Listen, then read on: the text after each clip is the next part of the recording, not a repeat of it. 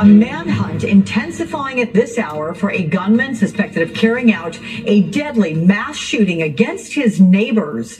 5 people, including an 8-year-old, were killed overnight at a home in Cleveland. That's a city just north of Houston.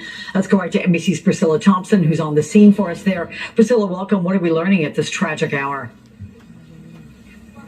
Yeah, Alex, police are now naming the suspected murderer in this case, identifying him as 38-year-old Francisco Oropeza. Police say that he is a Mexican national and he has now been charged with 5 counts of murder. At this hour, police say that he is about 2 miles from here and that they have established a perimeter and they are using dogs. They also have officers on horseback and drones that are working to track him in order to locate him. The sheriff here is saying that he hopes to have the suspect within custody in the next couple of hours. And this information comes as we're learning more about how all of this unfolded overnight. This black fence that you see behind me, this is the fence that houses off that suspected shooter's home. Officials say that a neighbor went over to the fence and asked him if he could stop shooting his AR-15 in the front yard because they were trying to keep a baby or put a baby to sleep. And after that, the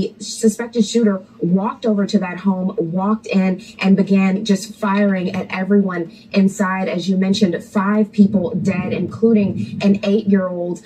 The sheriff also described a scene where there were mothers laying on top of their children, trying to protect them. He says that there were 3 juveniles who were covered in blood who were taken to the hospital, and we now know that those 3 juveniles were not injured, but certainly a very traumatic scene. I want to play a little bit more of how the sheriff described what happened here.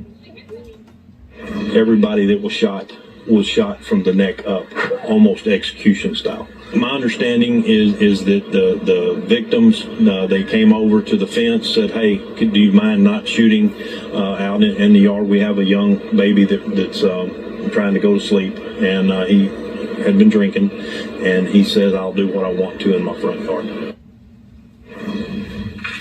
And the sheriff has also said that the shooter was intoxicated at the time of the shooting. And I asked him about the suspected murderer's ability to execute those kinds of shots, given that he was intoxicated. And the sheriff says that is something that they are looking into. No word yet on his background or any potential criminal history there, but still a lot of questions on the ground here. Alex?